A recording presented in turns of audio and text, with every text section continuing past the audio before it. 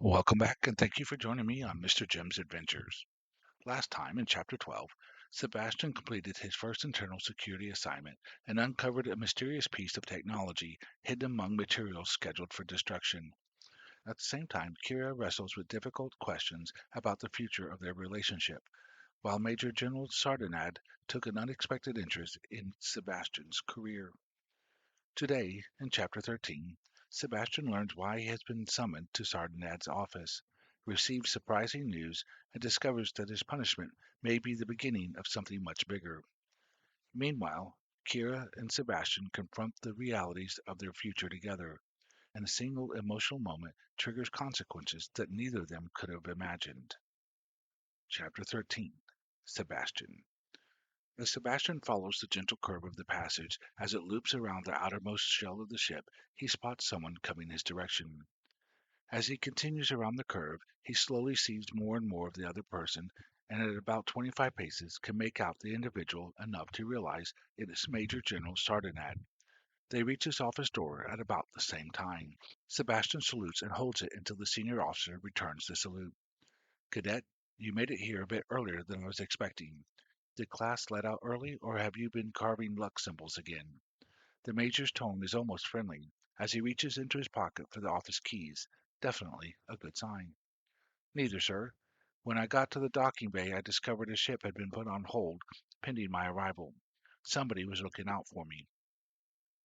Sardinad opens the door and gestures for Sebastian to go in. Nevertheless, keeping a few of those around could be handy. If you like, I can requisition some wood for you. Having some luck on our side would be handy. Sure, thank you, sir. Relax, Sebastian. This is not a hearing. While I will be doling out the punishment for your examination of classified material, that is not the primary reason for this mission. Danielson or any of the other lieutenants could have given that. No, you're primarily here because it gives me an opportunity to talk to you. Sir, why would you want to talk to me?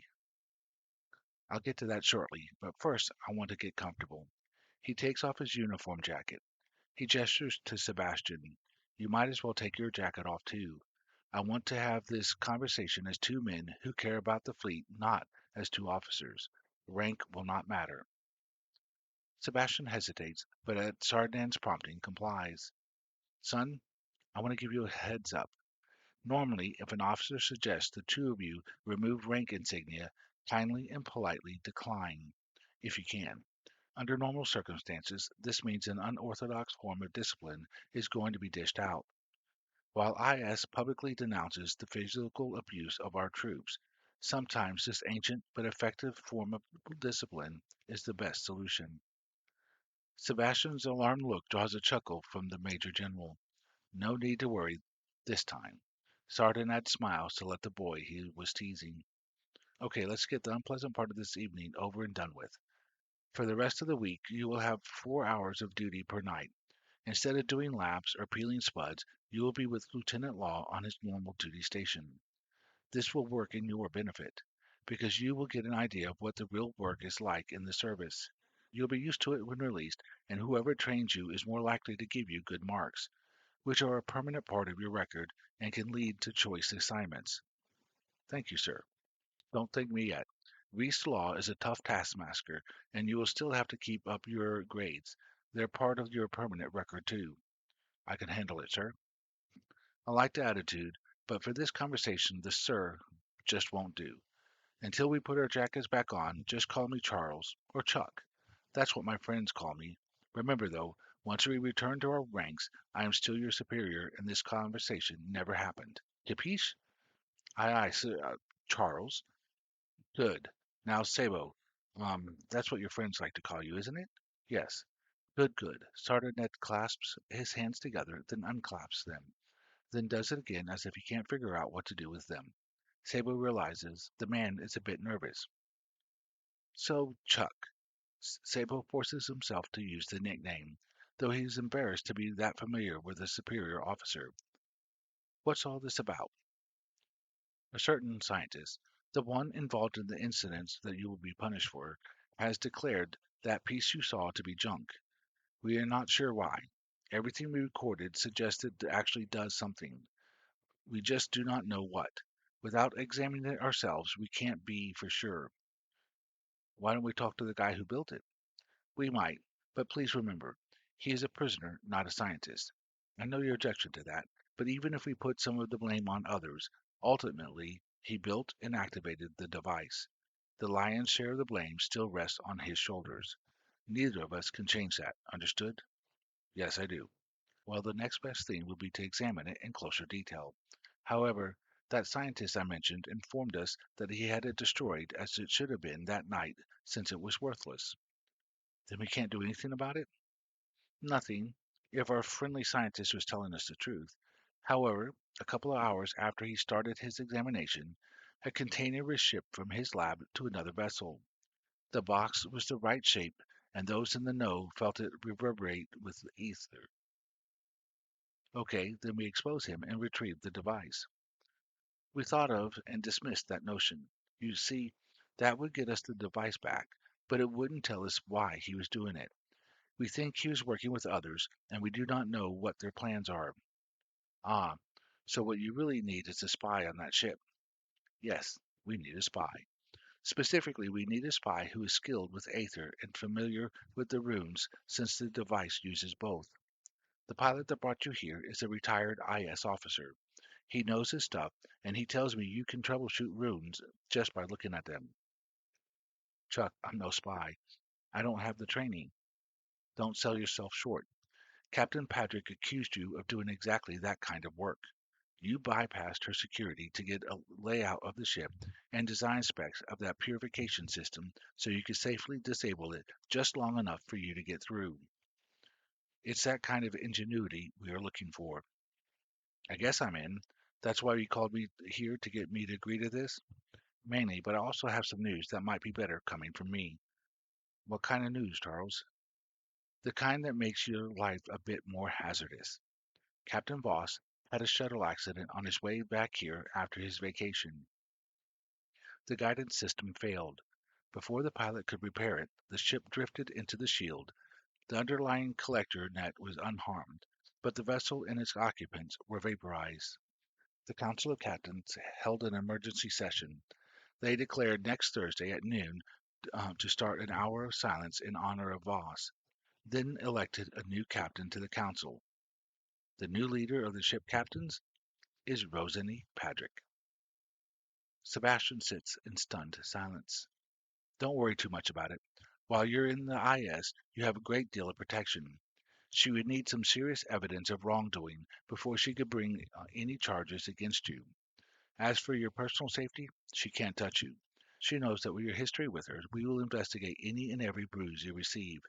Captain elect or not, she's not above the law, and she knows it. Sardinad stands up and hands Sebastian his jacket. Your duty begins today. You need to hurry along if you don't want to be late, and don't forget to bring your textbook. Lieutenant Danielson will expect you to read the next chapter, punishment or not.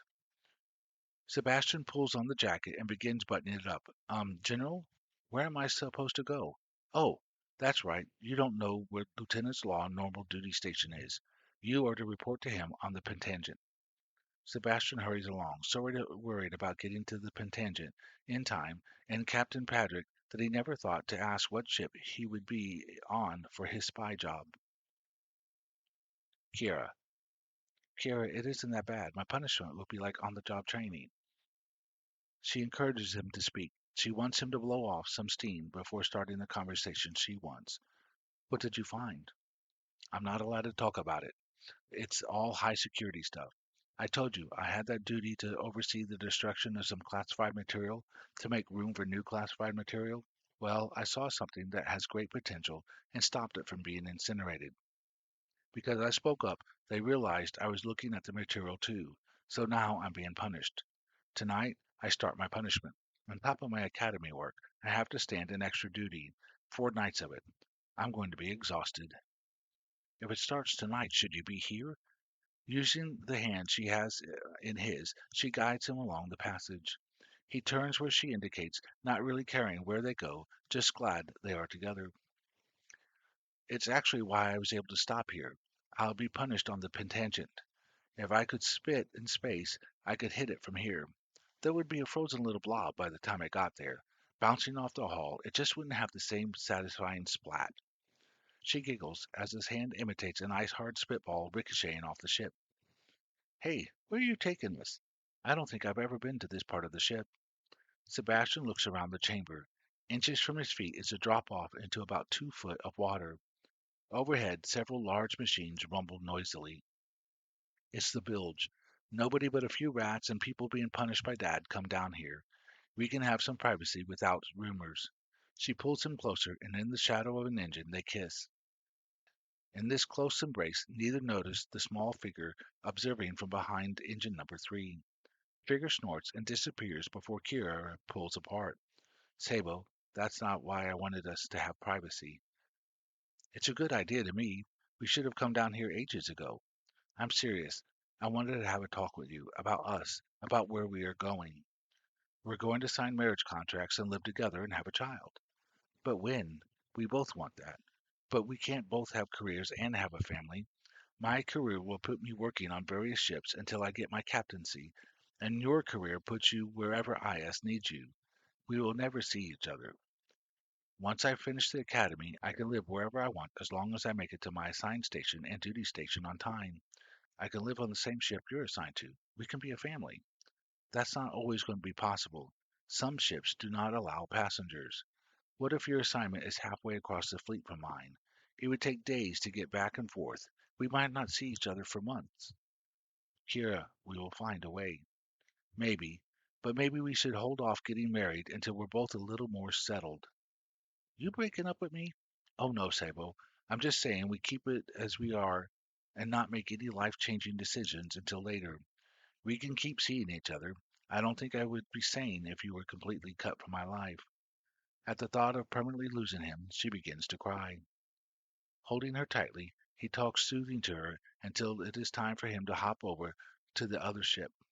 After he leaves, Kira hurries to pick up her little brother. She is cutting things close. The conversation with Sabo took longer than expected. Kira gets to the daycare a few minutes later than she had hoped. They will have to hurry if they want to get home in time to avoid getting in trouble. She's in such a hurry she never notices Tomas's wet shoes. Though they are technically step-siblings, Kyera always thought of her stepmother's son as a brother. In a fleet in which having 2 children is forbidden, Kyera always felt special that she had someone she could call brother. Why are you late, Kyera? I had some business to attend to. No biggie, we'll just have to hurry. Let's get going. If we time it right, no harm will come of it. She rushes down the passage with Tomas' hands in hers. Suddenly, let's go. Using a useful handhold, he swings himself into a side passage. Thomas, stop. You know we aren't supposed to go that way. The boy turns to face his big sister. If we go the long way, we will be late. Dad'll give us bilge duty again. Patrolling the cold, slimy pools of water, looking for leaks and vermin is one of their father's favorite punishments. It is a useful function in nasty and uncomfortable conditions that in no way will bring harm to the children. We won't be late if we hurry. You're the one who's slowing us down. She immediately regrets those words as the boy looks down at the brace strapped to his left leg. He was born with one leg shorter than the other, a result of a congenital condition, a condition that will mark him for life and prevent him from ever becoming a captain of his own ship like Dad. I'm hurrying the only way I know how, right through this little shortcut. He turns and dodges between some low-hung cables. Kira twists through them too, being careful not to touch them. They look suspiciously like power conduits. Before he dashes through a spot she wouldn't be able to fit into, she dives forward and catches him by the shoulder. Let's go back. This place is dangerous.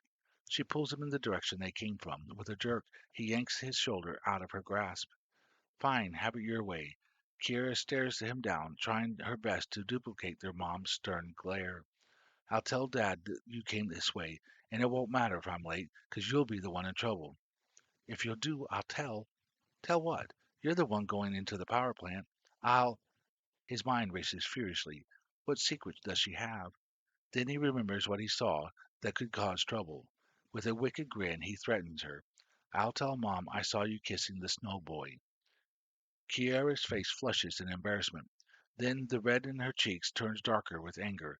You spied on me? You're in love with snow. You're in love with snow. He chants and sticks out his tongue. Kyera and Sebastian sitting in a tree. She pushes him. Anger fuels her movement. With more force than she realized she could muster, the palm of her hand strikes her brother, propelling him backwards into the cables. It is the braces that save the boy. The rubberized padding prevents the power in the cables from grounding through him. Yet the steel frame acts as a conductor between two branches of the cables. One set of cables directs the raw aether collected from the interstellar gases through a series of regulators, splitting and reducing the power to a level of electrical generators can handle. The other cable is a part of a feedback loop, keeping the armature of a generator magnetized. Linked through the braces, unadulterated aether flows into the generator. Somewhere, not too far away, a motor winds out of control as the surge burns past the regulator. The sickly green aura of charged aether flows along the rows of machinery. In turn, a bank of batteries blow, and swiftly followed by many pops and bangs, and the ship goes dark. When charged aether contacts matter and air, both begin to glow. The charge keeps the two substances from physical contact, but they get close enough for this reaction to occur. In the dim greenish light, Kyera watches as Thomas goes rigid.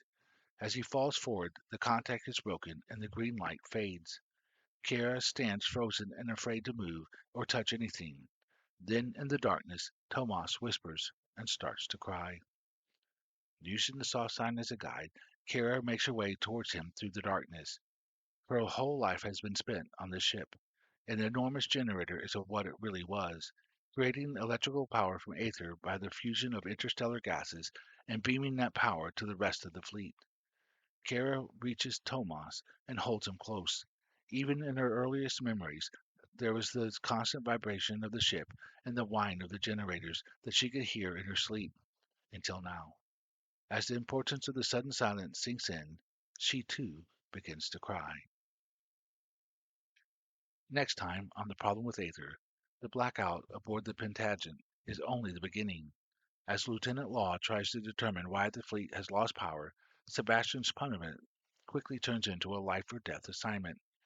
Deep within the military prison, one dangerous inmate sees the chaos as the perfect opportunity to escape, and he'll kill anyone who stands in his way. Before the night is over, blaster fire echoes through the corridors.